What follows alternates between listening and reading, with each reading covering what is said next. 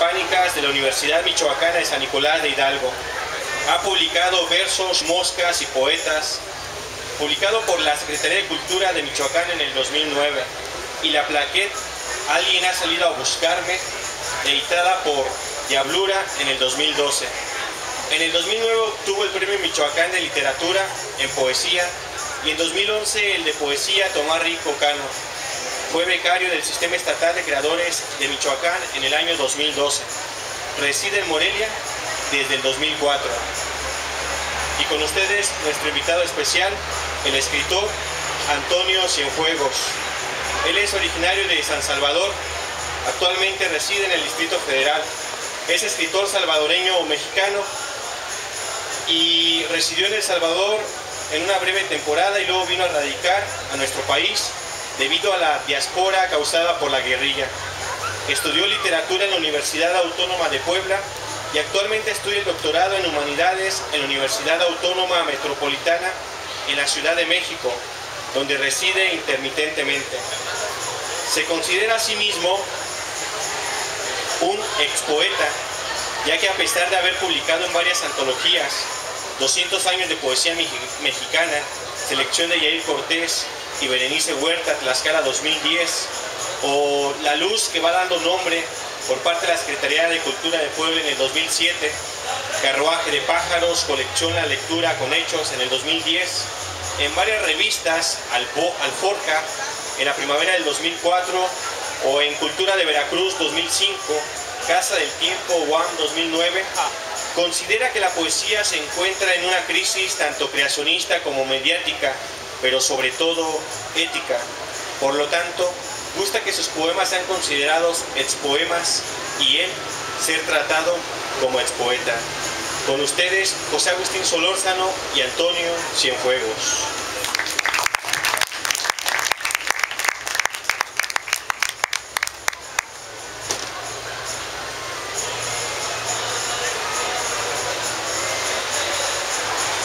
Buenas tardes, noches. Antes que nada quiero agradecer a todos los que hicieron posible que yo esté aquí, a Armando, a Agustín, a Darío, a la Sociedad de Escritores Michoacanos, a la Secretaría de Cultura de Michoacán. Antes de empezar la lectura, nada más un pequeño preámbulo sobre un poco lo que escribo, cómo escribo, o la fusión que hay entre la literatura centroamericana y la literatura mexicana, la poesía centroamericana y la poesía mexicana. Yo estoy en esto de la literatura, estudié literatura, la licenciatura, la maestría, el doctorado, para darme cuenta de que los estudios literarios sirven de muy poco, pragmáticamente por lo menos sirven de muy poco. Y en cuanto a poesía, tengo 10 años escribiendo poesía, dedicándome a la poesía, hasta que por el 2009, 2010 me fui dando cuenta que los colectivos, las becas, los premios han creado un ambiente muy raro y extraño en esto de la poesía, sobre todo en México. Y no tengo ningún libro publicado, ningún libro mío. Tengo 3 libros, 3 poemarios, y no he decidido publicar ninguno aún. Creo que no es momento todavía, y si algún día publicaré uno, que es el que estoy terminando, que son poemas centroamericanos y salvadoreños, que son los que vamos a leer, y después podemos comentar más sobre la literatura, la poesía, corrupción, cómo se ha ido degenerando todas las letras. Y estos tipos de espacios en general se agradecen mucho, porque a la gente o a los mismos escritores, a los poetas, tienen el ego muy marcado y les cuesta trabajo ser críticos en este sentido. Entonces, este libro se llama Talegario. Son poemas, antes de empezar con los poemas cronológicos del libro, voy a leer un tipo de manifiesto que se llama Parábola antes de la poesía. Tiene un pequeño epígrafe de Roque Dalton, que es un poeta salvadoreño. Murió en el 75, 76, fue asesinado por la misma gente de la guerrilla, era guerrillero. Dice: la poesía es más puta que nuestra democracia, con sus párpados puede corromper a nuestra juventud. Roque Dalton. La poesía no es símbolo de estatus artístico y burgués que me corrompa la médula, que sacie nuestro ego implacable encareciendo los tuburios del alma. No, no es eso la poesía, ni yo soy poeta, pero escribo poemas. Y porque me tocó vivir una época donde existe más corrupción en la poesía que en la política, porque me dan náusea los arreglos por debajo de la mesa y las mafias son execrables, y donde ciertamente nuestra poesía es más puta que la democracia. La han hecho así, la han derrumbado así, la han violado así, la han vendido por migajas, porque sea cual sea el precio, son migajas, más insignificantes que las que se le dan a las palomas en los atrios de las catedrales. Porque fui cómplice y desfilé entre las huestes de los que se dicen poetas e inflaman el pecho como pavos reales. Tampoco ellos son poetas. Pero también hay palabras que redimen y exoneran. No soy poeta porque nunca he publicado un poemario, porque tengo ganado el derecho de piso para no ser llamado poeta. Pero también escribo poemas, recuerden, amigos. Y estas letras tienen un halo de dignidad. No se venden por una beca o un premio salpicado con la sangre del pueblo. Ese mismo que no tiene idea de lo que sus poetas hacen. Pero también escribo, es cierto.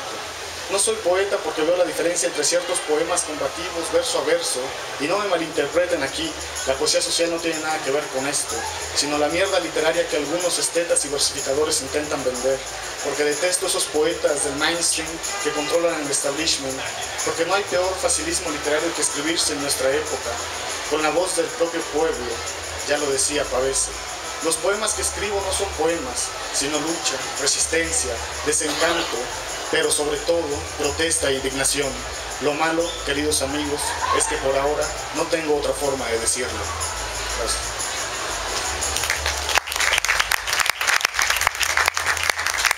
Bueno, estos poemas los empecé a escribir en el 2007. Mi abuela, yo estaba en México, mi abuela vivía en El Salvador, tiene 87 años, tenía en 2007, ahora tiene 93, cumplió el 16 de este mes. Toda mi familia emigró por la guerrilla que pasó en el 81. El Salvador emigró por el 83, 84 a Puebla, a la ciudad de Puebla, algunos a la Ciudad de México. En el 2007 tenía 4 años que yo no iba a El Salvador y fui de un día para otro porque le iban a operar de cáncer. Y ahí empezó este libro que se ha ido nutriendo con otras 15, 20 visitas que he tenido de las estancias en las que he estado a lo largo de estos últimos 6 años en San Salvador. Tecunumán es el título del poemario. Tecunumán es la primera ciudad, pueblo que está después de Talismán, en Tapachula. Y yo crucé caminando las dos fronteras porque no llevaba papeles ni de aquí ni de allá. Entonces crucé caminando las dos fronteras. Te bajan del camión, cruzas caminando las fronteras. Llegué a Tecunumán y estuve 12 horas en Tecunumán. Que en el 2007 era... Ahora ha cambiado un poco, pero en el 2007 estaba en ruinas prácticamente. Estremécense los poros de nuestros huesos, esta selva carcome cada centímetro de piel. La distancia entre mi abuela y Tecunumán es larga. Largo es el olvido del eco de las balas que aún retumban aquí. La gente parece cansada después de no hacer nada, aunque hayan cegado el campo, recolectado frutos de palmeras, caminado largos senderos vendiendo su alma. No han hecho nada. El reloj en la pared está detenido desde hace 5 horas. Dios olvida tan rápido que a ellos no les da tiempo de darse cuenta. Los ojos del viejo doblado y ebrio quieren salir de aquí, pero todo esto es una prisión, una jaula de cocos, bananos, cafetales, una jaula húmeda, donde ni niños jugando el barro son felices. De ahí no hay más.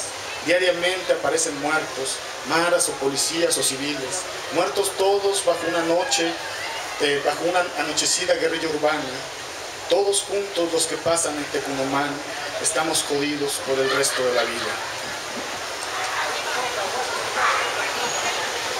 Este segundo poema se llama San Salvador, que es una imagen que tengo muy marcada de cómo una ciudad como centroamericana es la más parecida o quiere imitar tanto a los Estados Unidos. San Salvador dicen que es una ciudad como Los Ángeles en pequeño. Tira de fuego sobre los ojos de San Salvador, entre su Shell y Texaco que alimentan el gran cráter, arde con su bata del Medical Center of California, una ciudad. La hoz salpicada de sangre la ciega, el machetero escondido en un traje Hermenegildo Seña, en Multiplaza come roast beef por la tarde. y en la noche alimenta la pira con el guaro del recuerdo. Crece con las luces del atardecer San Salvador, enfueguecido por la emulación de los ángeles, más calcinados por el hambre, más arrumbados por la historia. En este lugar no existen los revés, y San Salvador es la ceniza del mundo.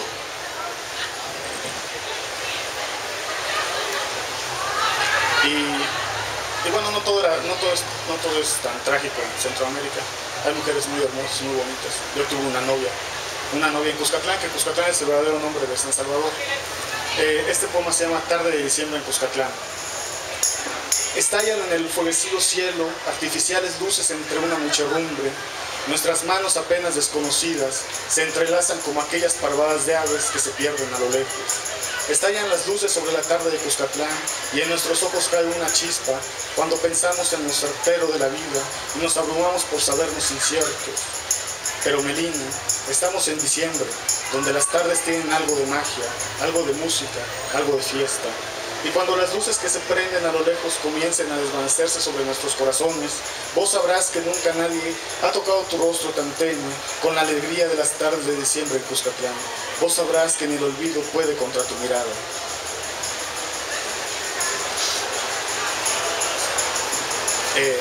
Este otro poema es una carta. 5 de mis tíos estuvieron en la guerrilla activamente y 3 o 4 se fueron exiliados a Suecia. Tengo mucha familia en Suecia, en Estados Unidos, en Europa en general. Y este tío fue el único que se quedó los 12 años y siempre ha vivido. Es sociólogo y trabaja en la Universidad de San Salvador. Es el único que se quedó toda la guerrilla y como combatiente en El Salvador. Este poema se lo hizo a él. Se llama Carta a mi tío Eric. Vos que tomaste las armas del 81, vos que fusilaste tus propias corvas en la espalda, vos que saliste de los túneles oscos del Averno en San Salvador, vos que trajiste de día la cuadrilla, vos que no te rajaste en el exilio, vos que fuiste un soldado raso de infantería precaria, vos que tuviste fusil por pluma, vos que mataste, que moriste, que renaciste, vos que abrís las lumbres de las lenguas ignotas, que freís platanales enteros con tus recuerdos, que vagás por el incipiente valle de las hamacas, vos que sabés la selva como vos mismo, vos que abrís fuego contra los tiranos del norte que cabalgan un corcel de bala fría, vos que crees en tu pulgarcito porque no hay nada más en el mundo, vos que pagás derecho de piso con la sangre de tus yemas, ahora le digo a usted, tío, ella es la guerrilla misma. Este se llama Blues de San Salvador. Este lo escribí después estaba con otro poeta, otro escritor salvadoreño. Estábamos platicando de literatura y de poesía a las 3 de la mañana y de repente escuchamos una ráfaga es muy común escuchar ráfagas de fuego en la noche, balazos, pero esta particularmente me pareció que duró mucho, como 15 minutos. Escucho un blues de balas a las 3 de la mañana en el oscuro eco de San Salvador. Son melancólicas notas tocadas por un Cristo con chaleco de jazzista. Apenas contrastan con los gritos perdidos en la ciudad. Este poema se lo hice a mi abuelo. Mi abuelo nació el mismo año que Clint Eastwood y se parece mucho físicamente a Clint Eastwood. Es como muy parecido a Clint Eastwood. Y en general su vida es un poco también así, rara. En el viejo este de la selva de San Salvador, apostado en el pórtico de sus recuerdos, emulando aquel otro grande y enjuto anciano duro, de tensas, tersas arrugas relámpagos en el rostro, en su última película donde fumaba y escupía, también en su pórtico, el de Gran Torino, como queriendo recordar aquella edad en que era Harry el Sucio.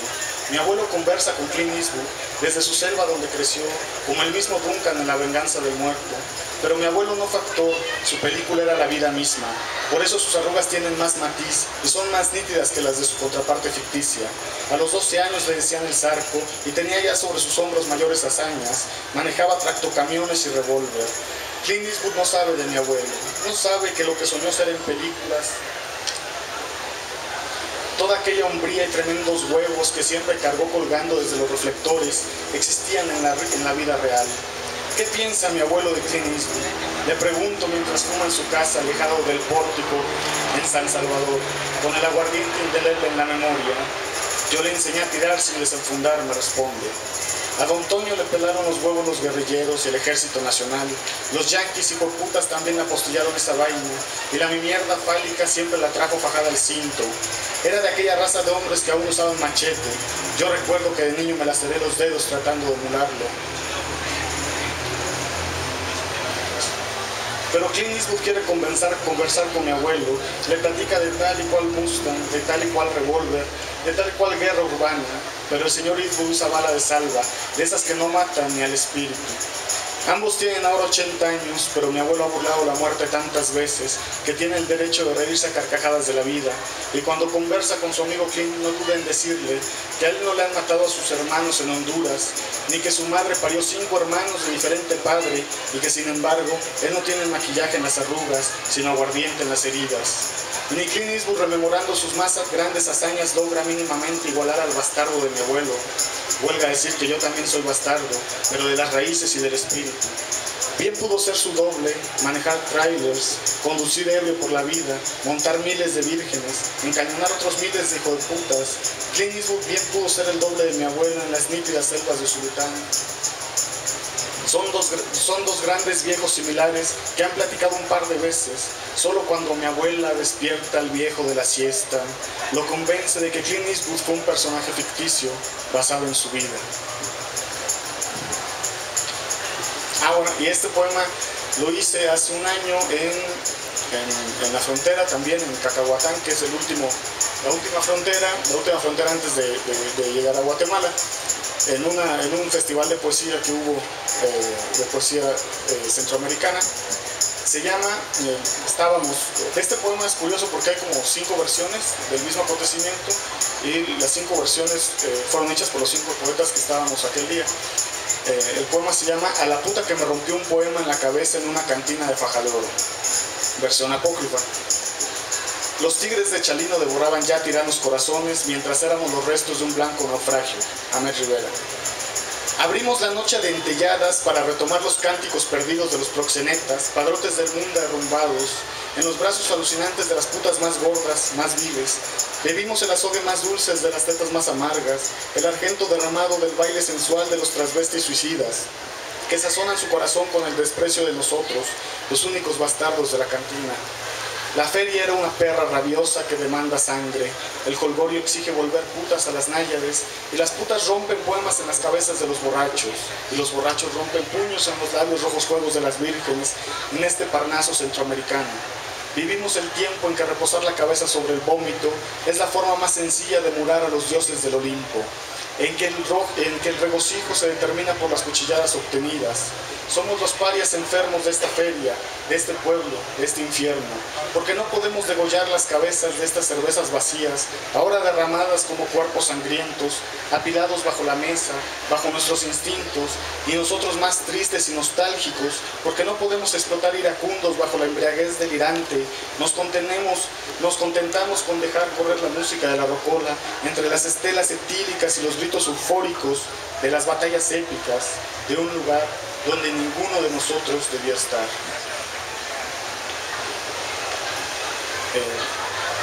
Este poema también retoma un poco la temática de algunos acontecimientos que pasaron últimamente, los últimos 2 años en San Salvador, como no sé si vieron alguna vez la película, el documental La Vida Loca.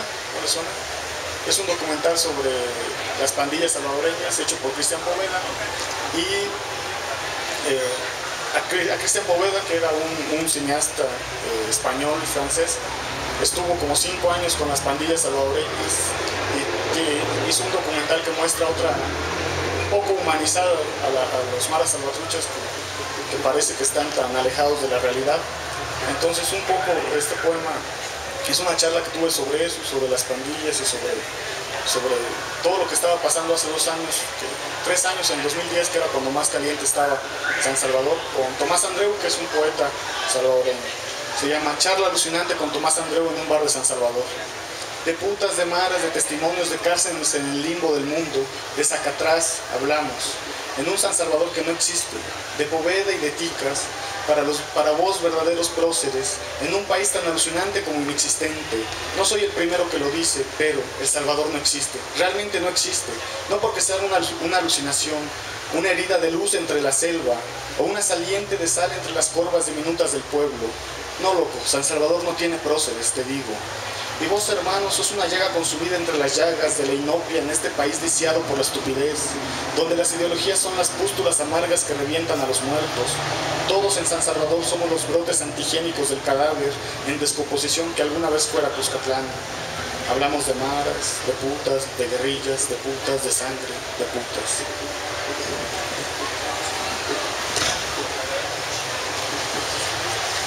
Y este poema lo hice en diciembre fue la última vez que fui a San Salvador. Me quedé como una semana y media, como siempre hago, en Tapachula, en la frontera sur, donde tengo muchos amigos escritores, amigos íntimos. Y bueno, hay un lugar que se llama Cacahuatán, que es un pueblito, ya les había dicho, muy tranquilo.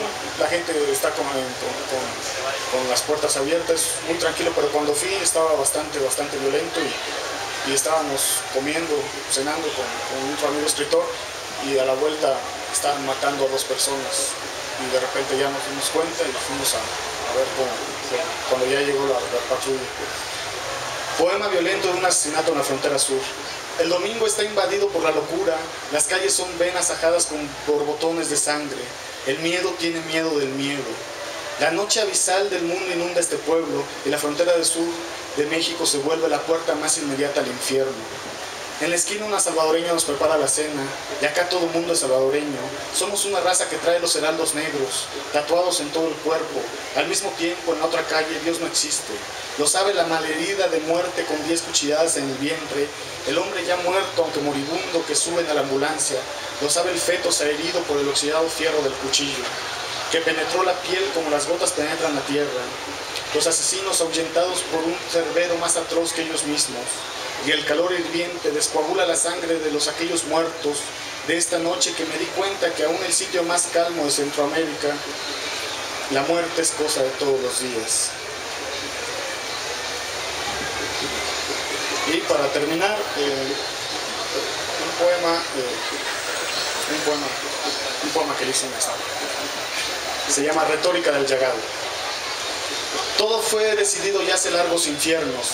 Negad la humedad aún del huerto donde marchitaste mis húmeros huesos. Negad la espuma de la sangre que el corazón dilapida. Negad la castidad de las putas, vos pulcra puta mía. Perra mansalva, judas de báculos y testículos. Ahí empieza la llama que el desprecio, potro en bruma, relame en tus labios. Odiabas vos esas poéticas del amor que nuestras mentes inundan en sigilo, las lágrimas salobres del nunca jamás hollado recuerdo, las luas irreductibles desvaídas en las quimeras del guerrillero, porque vos eras la única derrota. Rasgabas mis flancos macilentos con tus uñas a cuestas, de tanto y tanto abandono del llagado. Déjame inaugurar mi dulce asco, dice Dalton. Déjame limpiar a solas tu larga huella de sangre. Déjame asistir al entierro de nuestro corolario. Déjame vos esta y otras tempestades, noches de oscuros callejones, donde el ruginoso cuchillo del marero espera por mi pecho, en que tu cabeza solía enterrarse otras noches menos ávidas de lluvia, porque en este silencio crujid mis huesos, en estas palabras que luxan la lujuria del olvido. Vos eras la amanuense del sexo sin retórica, y yo era el profeta del ame ahora, discúlpese del doliente después. Esta es mi gran apología del borracho caótico, esta mi última úlcera de voz, estos mis versos del llagado. Gracias.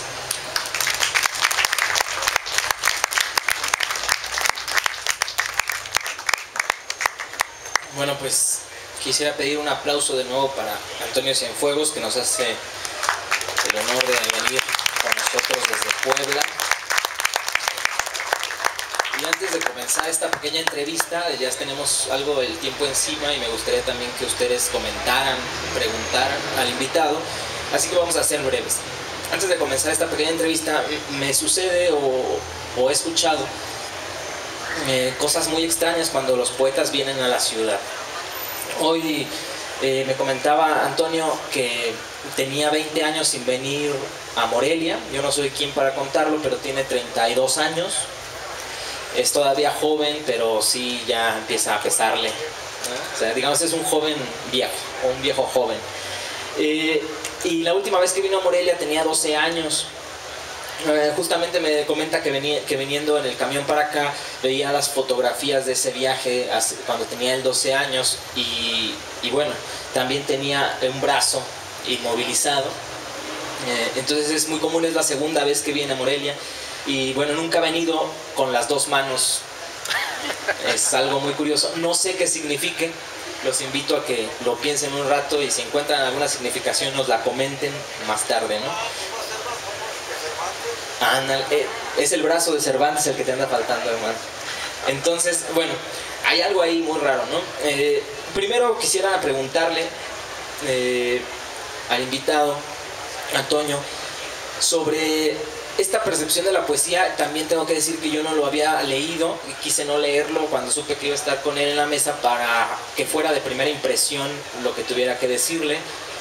Quisiera comentar entonces algo sobre su obra. A mí me parece una obra que, digamos, no sé si llamarla de una tendencia de denuncia o una tendencia más, no quiero decir revolucionaria, porque creo que es una palabra ya muy toqueteada por todo el mundo, pero sí una poesía que es de lucha, una poesía que denuncia algo y que trata de dejar una fotografía instantánea de momentos que no son un momento, digamos, solamente anímico, sino un momento social que estás hablando. No sé si toda tu poética sea así o solamente estos poemas que nos muestras. De los 10 poemas más o menos que leíste, solo uno tenía temática amorosa, ni tan amorosa. Pero bueno, digo, no había leído yo en lo particular un poema de amor que dijera testículos. Entonces creo que sí ya sale un poquito, ¿no? Pero lo que me interesa ahorita es eso. ¿Qué piensas de esta poesía de denuncia? ¿Es tu poesía una poesía de denuncia o es otra cosa para ti? Pues sí, ¿no? Obviamente sí pasa esto. Dentro de los 10 años que tengo escribiendo poesía, sí, los primeros poemas, mi madre falleció en 2003, por lo general, y eso lo han dicho muchos escritores, César de Pavese, Julio Cortázar, en una entrevista muy buena que le hacen A Fondo, se llama el programa, que entrevistó a los grandes escritores.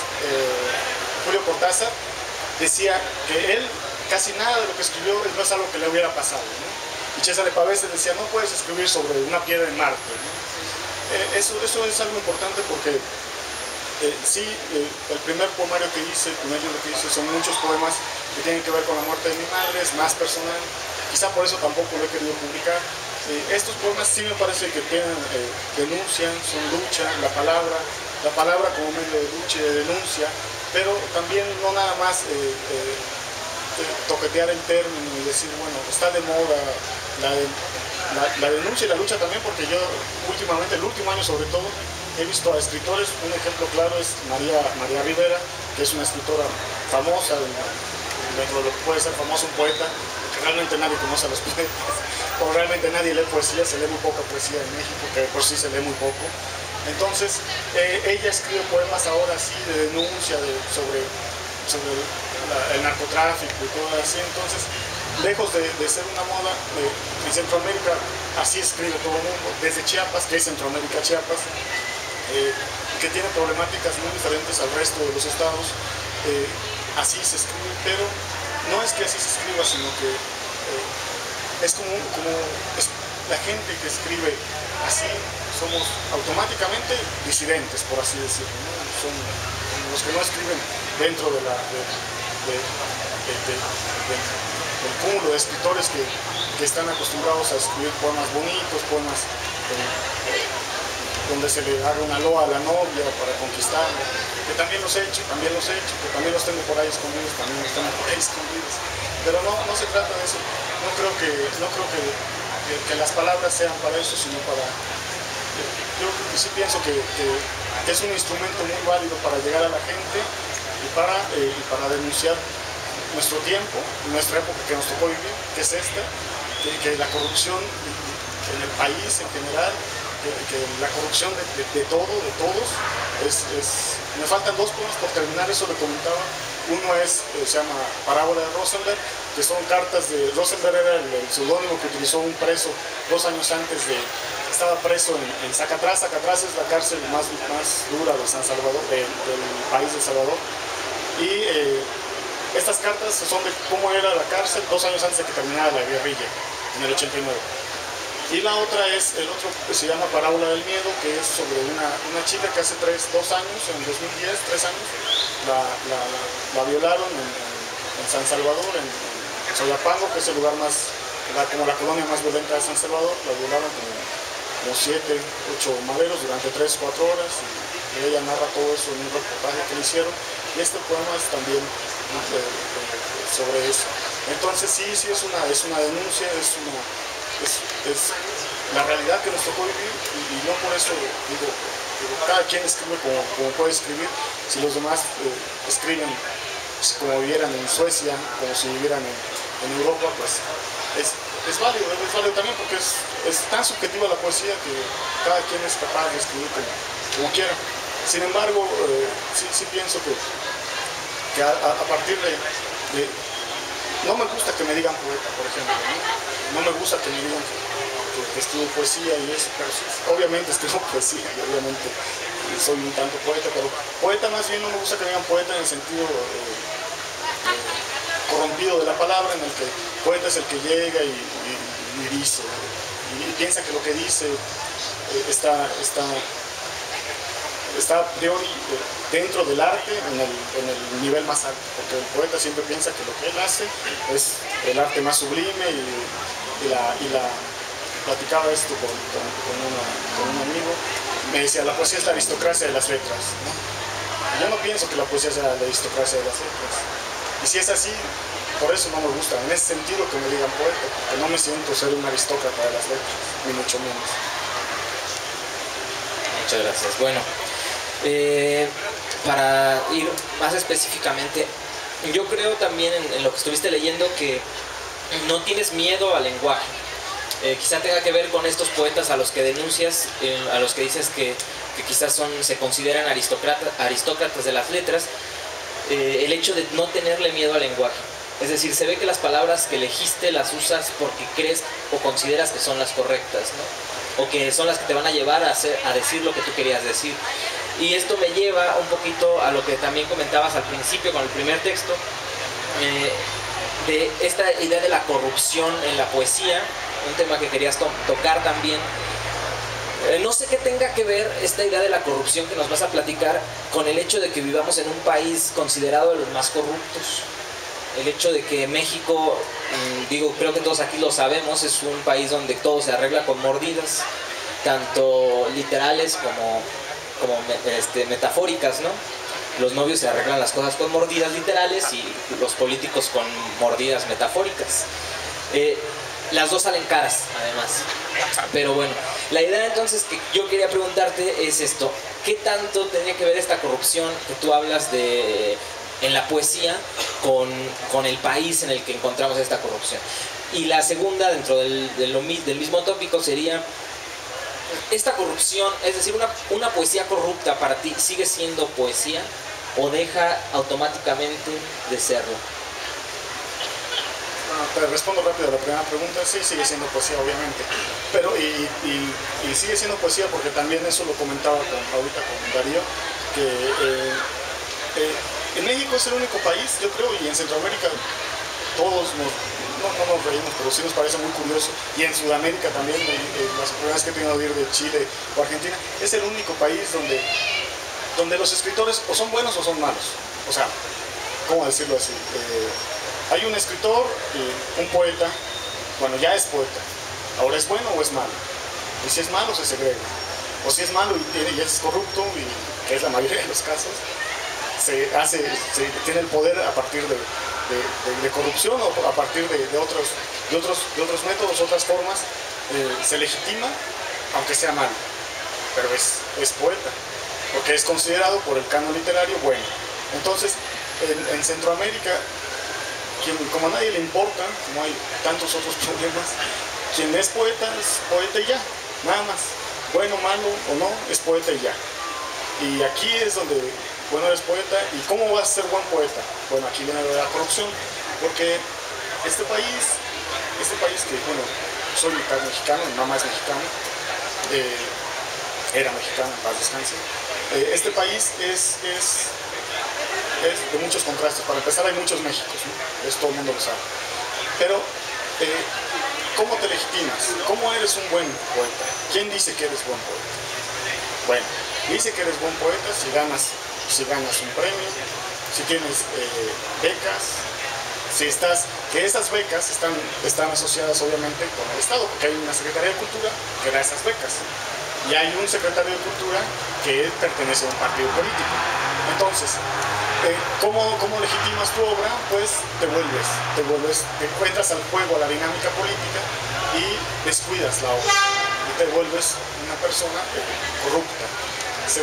Todos estos mecanismos, lo digo porque yo pertenecía a un grupo que se llama Círculo de Poesía, es una revista electrónica, que sí revisan, yo no digo que no la revisen. Revisen, es una revista electrónica de poesía y literatura en general en Hispanoamérica. Hoy en día, hoy por la fecha, que hace un mes cumplieron 1 millón de visitas, de las más importantes.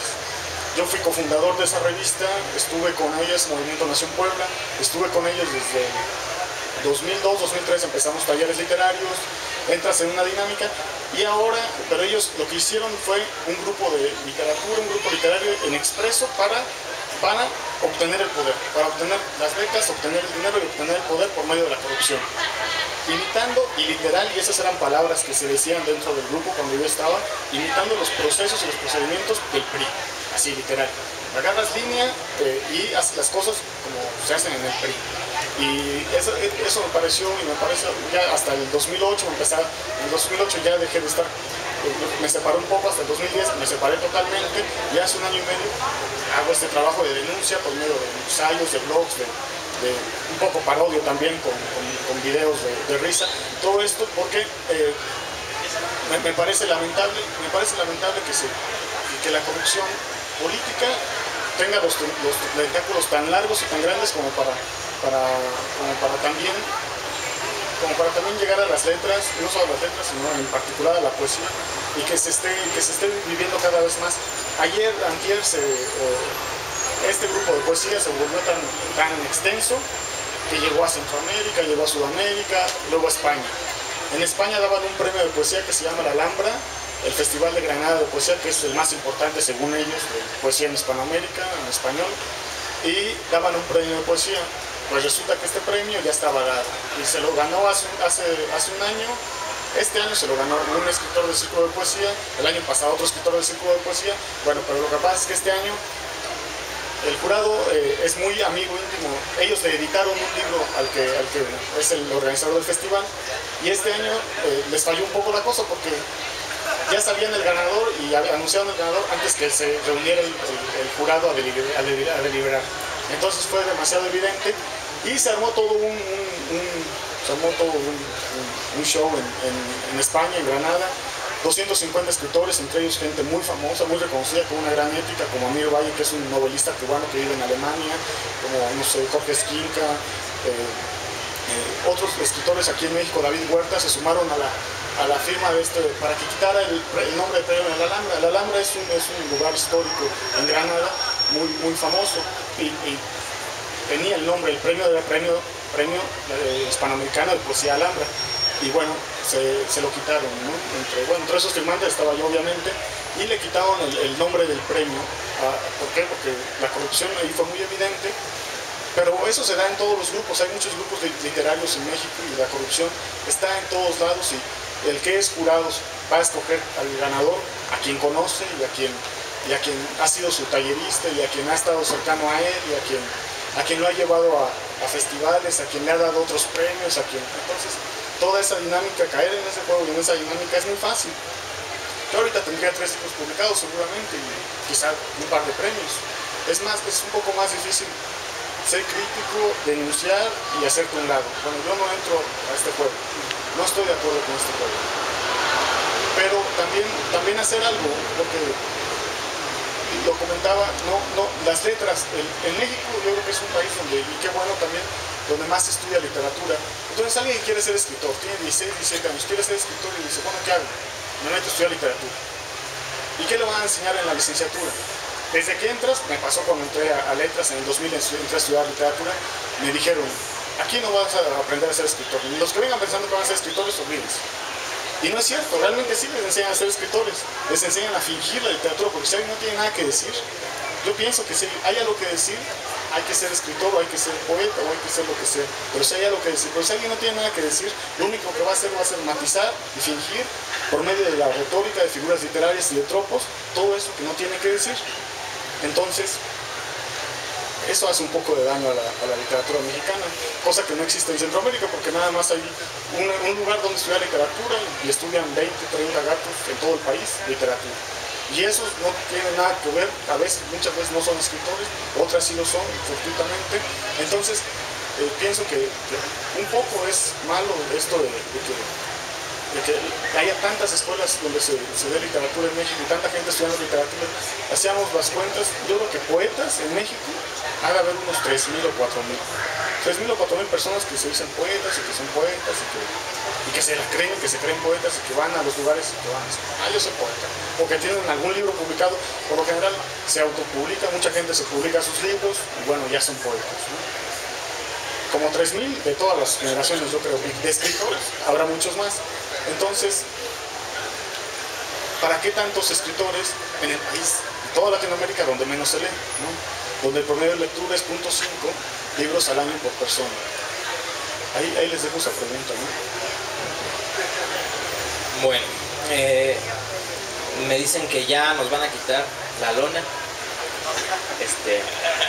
No, pues me dicen que es tarde, entonces yo tenía otras preguntas, tengo otras preguntas, pero me gustaría más bien entonces, antes de que el tiempo termine, que si ustedes, público, tienen algo que comentar al invitado, Antonio, lo hagan y claro que contestará con todo gusto, ¿no?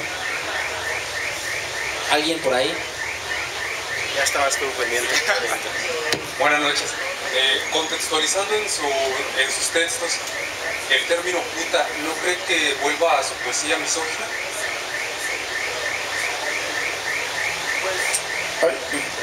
Pues sí, puede ser. Sí, abuelo misógino. Puede ser. Sí. No, mira, las palabras, para empezar, apenas estaba en Chiapas también y una chica que es bien feminista, también algo así me dijo, ¿no? Al ser algo así, estábamos en una lectura, pero era algo más en un café, en un bar.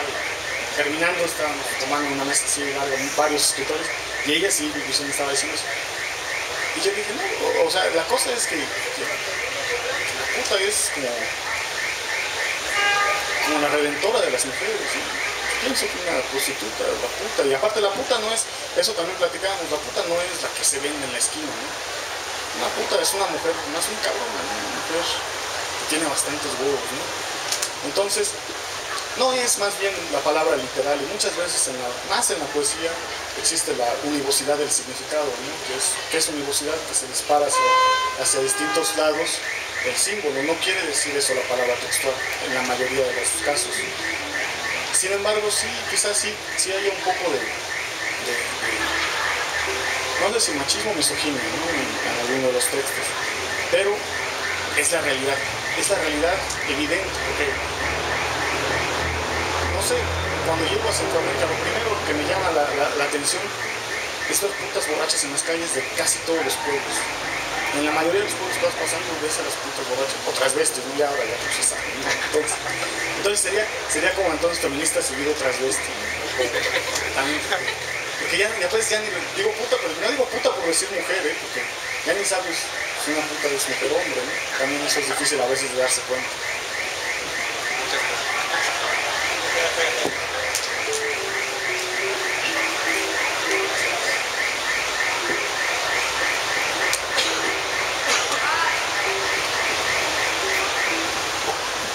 Buenas noches. Bueno, realmente en tu poesía se logra transmitir esta atmósfera densa, oscura de lo que pudiera reflejar un pueblo que ha vivido una guerrilla.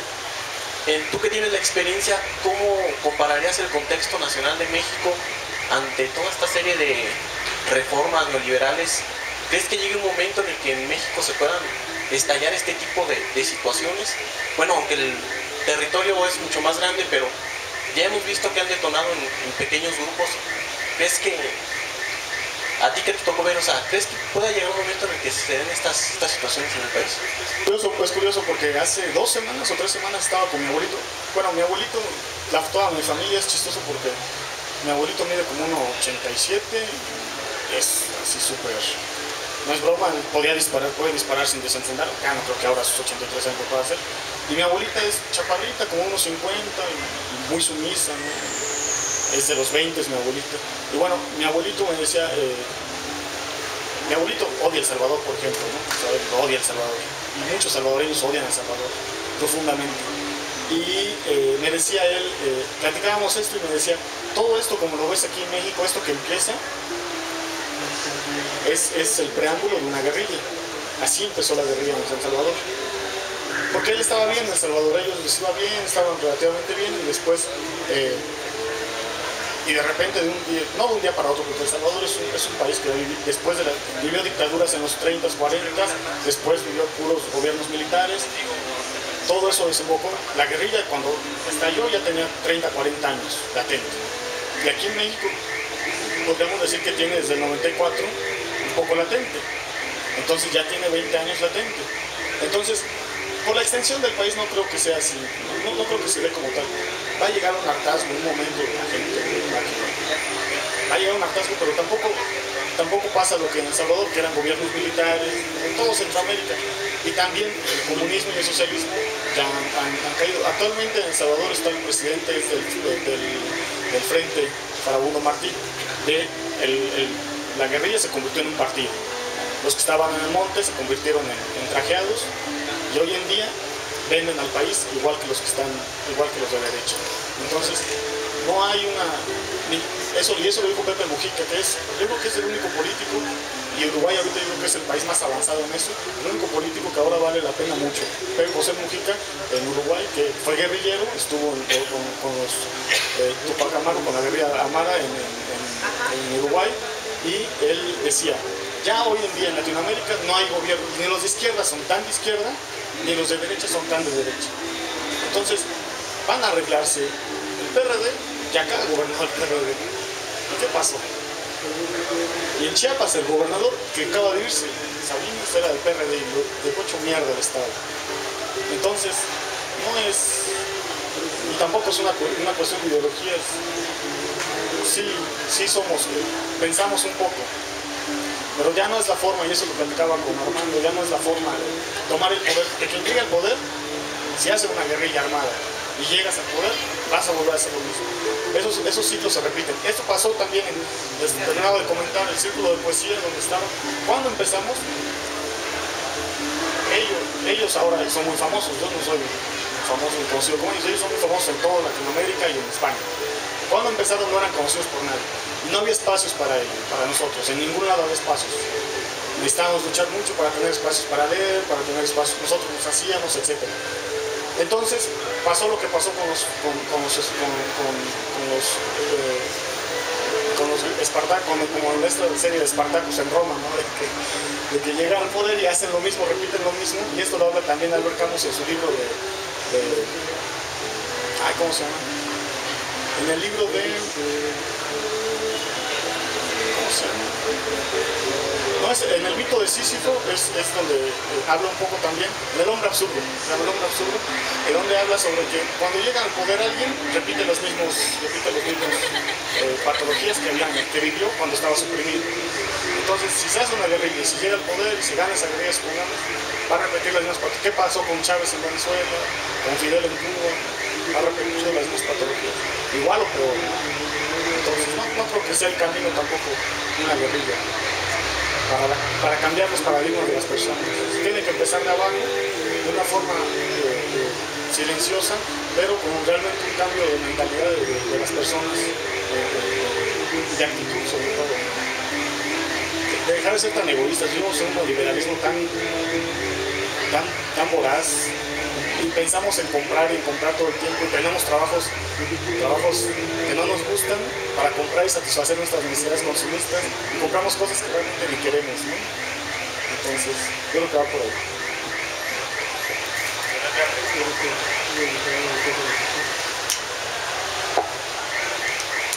Bueno, yo tenía una pregunta de eso que dice de su abuelo que odiaba a Salvador. Yo pienso, ¿qué situación tan grave puede vivir un ciudadano para querer arriesgar su vida por cambiar las cosas como están en el país? Bueno, aquí como mexicanos, por decir, yo no me imagino yéndome al monte, agarrando una pistola. ¿Sí me entiende? Por eso es que me despierta tanta curiosidad. ¿Cómo es que alguien se vuelve guerrillero? Pues así agarran las pistolas al monte. No, literal, estos tíos, mi abuelo no agarró, pero mis tíos, los sobrinos de mi abuela, sí, y hay una foto apenas que tiene, estuvieron, y esta tía fue la que más era la comandante Renata. Ella fue la que más alto llegó en el escalafón de la guerrilla. Y hay un problema en el que 3 años de guerrilla de Salvador fue la más legítima de Latinoamérica. Y fue la más válida y la más...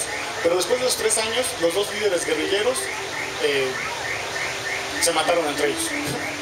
El líder del sindicato de trabajadores y la líder del sindicato de educación. El de trabajadores mandó a matar a la comandante Ana María y después se suicidó. Entonces, 3 años en el 84. De ahí que se llaman los eventos de abril del 84, al 92, pues se fue desvirtuando, la guerrilla se volvió una cosa mediática, una cuestión de intereses gringos. Los gringos entrenaban a los guerrilleros y entrenaban a los militares. Entonces es algo que, más bien, el pueblo y la gente estaba muy cansada. Desde el 32, en el 32 Farabundo Martí, y así se llama el Frente Farabundo Martí, era un campesino que se había cansado de las dictaduras de Martínez. Martínez fue un dictador con Porfirio Díaz acá, y él hizo la masacre, una limpieza étnica en El Salvador, donde mató a 20.000 a 30.000 indígenas en El Salvador. No es como Honduras, donde hay más bien la gente es más blanca, pero precisamente por eso, porque ha habido varias masacres. También la guerrilla en el 81, el ejército militar llegó a un pueblo en Morazán que se llama, este pueblo se llama en Morazán, el pueblo se llama Los Periquitos. Llegó a ese pueblo y arrasó, llegó a las 6 de la mañana, a las 6 de la tarde ya habían matado a 1.000 personas, mataron a todo el pueblo, porque pensaban que estaban con la guerrilla. Entonces, pues si un pueblo llegara acá no sé, o a cualquier comunidad acá y matara a todo el pueblo, yo creo que se tira al monte, o sea, si de todas formas van a matar, ¿no? Yo creo que esa es la lógica, si de todas formas van a matar, es preferible que te maten combatiendo, yo creo, ¿no? Muchas gracias. Yo nada más quiero decirte bienvenido a Morelia y felicitarte porque me parecieron muy interesantes tus poemas. Gracias.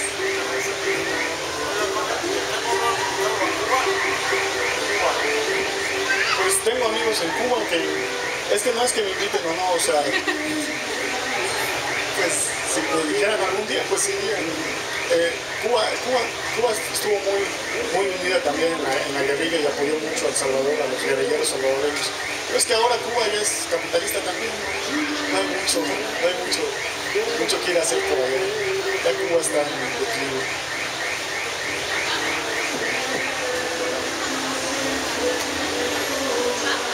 Con esto cerramos esta segunda sesión de la segunda temporada del Viernes de Escritores Michoacanos. Si gustan formarse y tomar un libro para que se lo lleven a su casa, pueden pasar. Y pues de igual manera agradecemos al escritor Antonio Cienfuegos por su participación en este ciclo de lecturas, y pues pido un fuerte aplauso para él. Y le recordamos que el siguiente 10 de mayo nos volvemos a ver aquí en el Jardín de las Rosas en punto de las 6 de la tarde con una intervención musical, después la mesa de lectura.